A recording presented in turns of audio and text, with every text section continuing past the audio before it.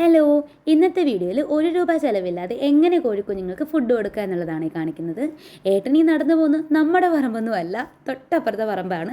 നമ്മുടെ പറമ്പിൽ അധികം വാഴയുമില്ല, കൂമ്പും ഇല്ലാത്തതുകൊണ്ട് തൊട്ടപ്പുറത്തെ വാഴക്കൃഷി എന്ന പറമ്പിൽ പോയിട്ട് അവിടുന്ന് 2-3 കൂമ്പൊക്കെ എടുത്തിട്ട് വന്നിട്ടുണ്ട്. പിന്നെ ഇത് നന്നായിട്ട് കഴുകി നമ്മൾ കൊത്തി അരിഞ്ഞ് കൊടുക്കാനാണ് പോകുന്നത്.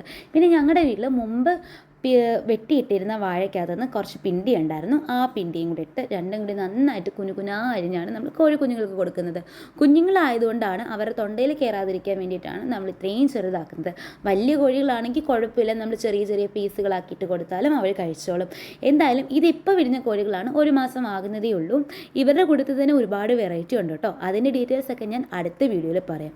ഇങ്ങനെ നമ്മൾ ഫുഡ് കൊടുത്താൽ മാത്രമേ നമുക്ക് തീറ്റ ചിലവ് കുറയ്ക്കാൻ പറ്റുള്ളൂ. ഞാനും ഇപ്പം കല്യാണം കഴിഞ്ഞ് വന്നിട്ട് 2-3 മാസം ആയതേ ഉള്ളൂ. ഇപ്പോഴാണ് ഇതിനെക്കുറിച്ചൊക്കെ പഠിച്ചു വരുന്നത്. എന്തായാലും ബാക്കി ഡീറ്റെയിൽസ് അടുത്ത വീഡിയോയിൽ കാണാം. Bye bye.